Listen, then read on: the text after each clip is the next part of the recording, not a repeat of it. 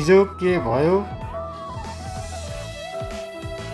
भोलि के हुँदैछ भन्ने जानकारीका साथै हजुरहरूलाई आजको न्यानो नमस्कार तथा हार्दिक स्वागत छ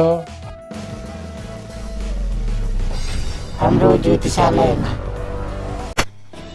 नमस्ते, म ज्योतिष प्रसाद योले आज जन्मदिन पर्ने सबैमा हार्दिक मङ्गलमय शुभकामना व्यक्त गर्न चाहन्छु। आज विक्रम सम्वत 2080 साल 5 महिना 26 गते मङ्गलबार, सन् 2023 9 महिना 12 तारिक पिङ्गला सम्वत्सर श्री सूर्य दक्षिणायनी वर्षा ऋतु।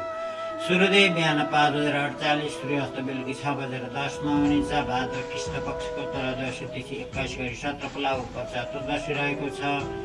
अश्लेषा नक्षत्र 46 गरी 16 पला उप मघा रहेको छ। शिवयोग 54 गरी 18 पला उप सिद्धि, गरकरण 18 गरी 45 पला उप गणित र भद्राकरण रहेको छ। राति 1:18 चन्द्रमा कर्कट उप सिंह राशिमा जानेछ।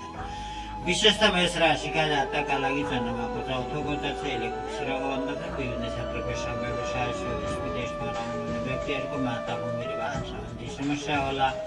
विगतमा सञ्चालित क्रियाकलापमा बाधा अवरोध आउलान्। खाद्य खराबीको कारण पेट सम्बन्धी गडबडी होला। सफल नयाँ काम नगर्नुहोला, गर्ने परे शुभ साहित नगर्नुहोला। मेष राशिका जातकले सदा ओम ओङ्काराय नमः भन्ने मन्त्र 108 सिद्धि हुने भन्छ। वृष राशिका जातकका लागि चन्द्रमाको तेस्रो गोचर छ। यसले जय बन्दछ। विभिन्न क्षेत्र पेसा व्यवसाय स्वदेश विदेशमा रहनुहुने व्यक्तिहरूको भाइ बहिनी र श्रमिकहरूको लेखा सहयोग रहनेछ। विगतमा रोकिएका कामहरू बन्नेछन्। नयाँ र पुराना क्रियाकलापबाट लाभ लिन सकिनेछ। छोटो यात्राको सम्भावना छ। वृष राशिका जातकले सदा ओम शुक्राय नमः भन्ने मन्त्र 108 सिद्धि हुने भन्छ। मिथुन राशिका जातकका लागि चन्द्रमाको तेस्रो गोचर छ। यसले वाणी व्यय बन्दछ। विभिन्न क्षेत्र पेसा व्यवसाय स्वदेश विदेशमा रहनुहुने व्यक्तिहरूको बोली त्यति प्रभावकारी नरहला। विगतमा सञ्चालित क्रियाकलापमा बाधा आउलान्। कुलतिर मन जान सक्छ। विगतको भन्दा बचतको दर घटेर जाला। सक्दो नयाँ काम नगर्नुहोला, गर्ने परे शुभ साहित नगर्नुहोला। मिथुन राशिका जातकले सदा ओम बुधाय नमः भन्ने मन्त्र 108 सिद्धि हुने भन्छ।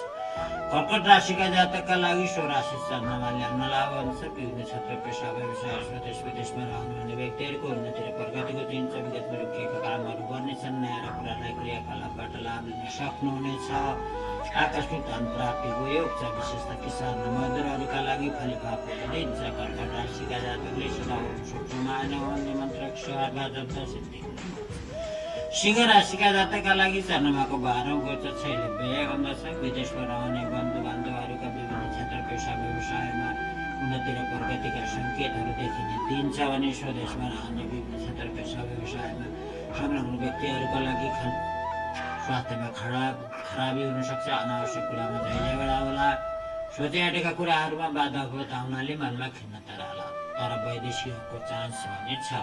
सिंह राशिका जातकले सदा ओम ह्रीं सूर्याय नमः भन्ने मन्त्र 108 सिद्धि हुने भन्छ। कन्या राशिका जातकका लागि चन्द्रमाको 11औं गोचर छ। प्रशंसा बन्दछ। विभिन्न क्षेत्र पेसा व्यवसाय स्वदेश विदेशमा रहनुहुने व्यक्तिहरूको चौतर्फी प्रशंसा हुनेछ। पराक्रम साहस उत्साह बढ्नेछ। दाजु दिदीहरूको सहयोग मिल्नेछ।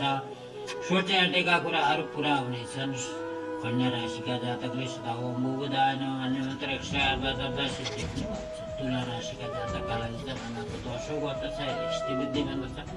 विभिन्न क्षेत्र पेसा व्यवसाय स्वदेश विदेशमा रहनुहुने व्यक्तिहरूको नयाँ व्यवसायसँग चिनाजान हुनेछ। जुन पेसा व्यवसायमा संलग्न हुनुहुन्छ त्यहाँ तपाईँको प्रशंसा पुरस्कार र प्रमोसन मिल्नेछ।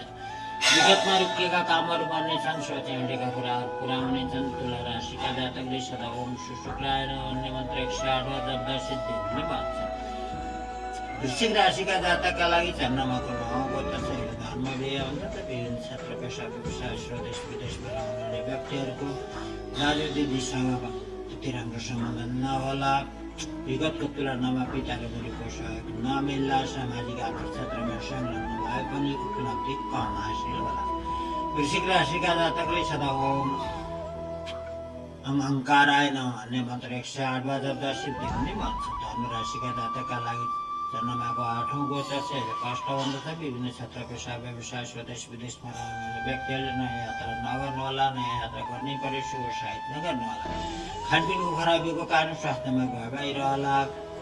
विगतमा सञ्चालित परियोजनामा सोचे आटे अनुसार प्रगति नहुनाले मनमा खिन्नता छाउला। धनुराशिका जातकले सदा ओम ब्रीम ग्रह कतै निमन्त्रिक शारदा जब्दा सिद्धि हुने भन्छ। मकर राशिका लागि चन्द्रमाको 7औं गोचर शैलधारी श्रीलावन्त विभिन्न क्षेत्रको व्यवसाय बृहस्पति रहनुहुने व्यक्तिहरूको दाम्पत्य जीवनमा प्रेम सद्भाव साझेदारी उन्नति प्रगति नयाँ पुराना परियोजनाबाट लाभ हुनेछ। मकर राशिका जातकले सदा ओम सोम शनिश्चराय नमः निमन्त्र 108 सिद्धि हुने भन्छ। कुम्भ राशिका जातकका लागि चन्द्रमाको 6औं गोचर शैली आरोग्यता बन्दछ। विभिन्न क्षेत्र पेसा व्यवसाय स्वदेश विदेशमा रहनुहुने व्यक्तिहरूको पराक्रम साहस उत्साह बढ्नेछ। शत्रुहरू सल्लाह पनि मुद्दामा मिलाउन सफलता तपाईँकै पर्नेछ। पराक्रम साहस उच्च हुनेछ। मकर कुम्भ राशिका जातकले सदा ओम सोम शनिश्चराय नमः निमन्त्र 108 सिद्धि हुने भन्छ। राशिका जातकका लागि चन्द्रमाको 5औं गोचर शैली बन्दछ। विभिन्न क्षेत्र पेसा व्यवसाय स्वदेश विदेशमा रहनुहुने व्यक्तिहरूको सन्तान शिक्षा र सेयर बजारमा सोचे आँटे अनुसार प्रगति नहोला। सोचे आँटेका कुराहरूमा बाधा पुर्याउनाले मनमा खिन्नता छाउला। सबै नयाँ काम नगर्नुहोला। गर्ने पर्ने शुभ साहित नगर्नुहोला। मीन राशिका जातकले सदा ओम ब्रीम बृहस्पति नमः निमन्त्र 108 सिद्धि हुने भन्छ।